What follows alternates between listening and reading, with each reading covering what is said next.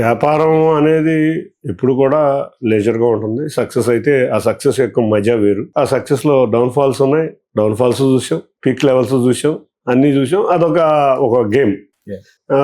తర్వాత రాజకీయంగా నన్ను విజయవాడ చరిత్రలో ఎప్పుడూ లేనంత భారీ మెజార్టీ ఇచ్చి ప్రజలు నన్ను పెట్టినారు. వాళ్ళతో ఉండటమే నేను ఎక్కువగా ఇంట్రెస్ట్ చూపిస్తాను. మీరు చూస్తే నేను హైదరాబాద్లో వ్యాపారంలో మా అబ్బాయికి అప్పచెబుదామని మెల్లిమెల్లిగా మొదలు పెట్టక ముందు కూడా నెల రోజుల్లో 4-5 రోజులు కూడా అక్కడ ఉండను.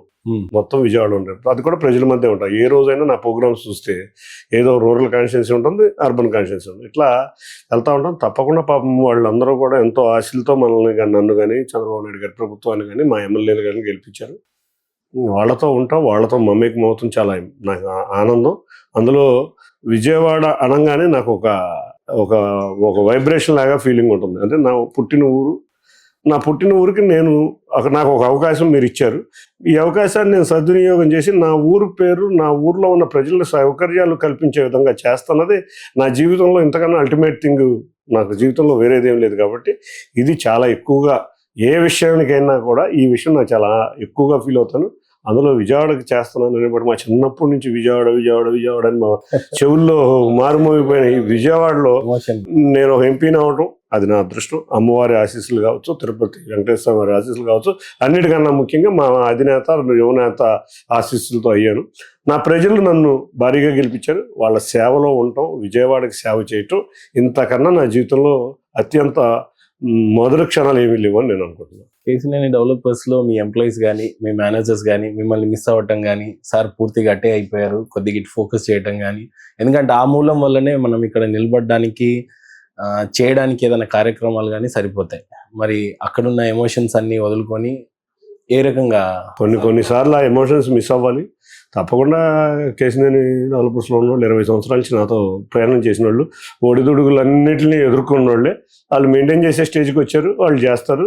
ఎప్పుడన్నా అవసరం ఉంటే నాకు ఫోను లేకపోతే నేను అటెండ్ అవుతుంది. స్టేబుల్ అవ్విందా అంటే ఇవాళ రియల్ ఎస్టేట్ రంగం మనం ఏ రోజు చెప్పలేం. ఇవాళ హైదరాబాద్ రియల్ ఎస్టేట్ రంగం ఎట్లా ఉందో మీకే తెలుసు. వ్యాపారంలో ఒడిదుడుకులు ఉంటూనే ఉంటాయి, అవి మెయింటైన్ చేసుకుంటూ వెళ్ళాలి. ఇబ్బందులు ఉన్నప్పుడు తట్టుకోగలిగినోడే గట్టిగా వ్యాపారస్తుగా పెరుగుతాడు. ఇవాళ ఉన్న పరిస్థితుల్లో కొంచెం ఇంప్రూవ్ అవుతుందని అనుకుంటున్నాను. 2-3 నెలల నుంచి పెరిగితే బాగుంటుంది. హైదరాబాద్ అనే కాదు, వరల్డ్ మొత్తం అట్లాగే ఉంది. మీరు పుట్టిన ఊరు 2,32,000 మెజారిటీ, 2,90,000 అంటే ఆల్మోస్ట్ 3 లక్షల మెజారిటీ. ఆ రకమైనటువంటి బాధ్యత మీకు ఇచ్చారు. విజయవాడ ప్రజలకి చెప్పాలంటే, లేదా మీకున్న 7-8 కాన్స్టిట్యున్సీ ప్రజలకు చెప్పాలంటే ఏం చెప్తారు కేసీనేని చిన్ని? విజయవాడ ప్రజలు నా మీద అత్యంత నమ్మకం పెట్టుకుని భారీ మెజారిటీతో చరిత్రలో ఒక రికార్డ్ హిస్టరీగా నన్ను ఎంపీ కింద గౌరవ ముఖ్యమంత్రి నారా చంద్రబాబు నాయుడు గారి ఆధ్వర్యంలో గెలిపించారు. మీ యొక్క ఆశలు వమ్ము కాకుండా మీతోనే ఉంటాను, మీతోనే నా ప్రయాణం. మీ అభివృద్ధిలో, మీ సంక్షేమంలో, మన పిల్లల ఆత్మవిశ్వాసంలో నేను ఒక మైలురాయిగా ఉంటానని విజయవాడ ప్రజలకు తెలియజేస్తున్నాను. ఎప్పుడు కూడా ఈ విజయవాడ నగరం ఎన్నో సంవత్సరాల క్రితం అతిపెద్ద నగరం.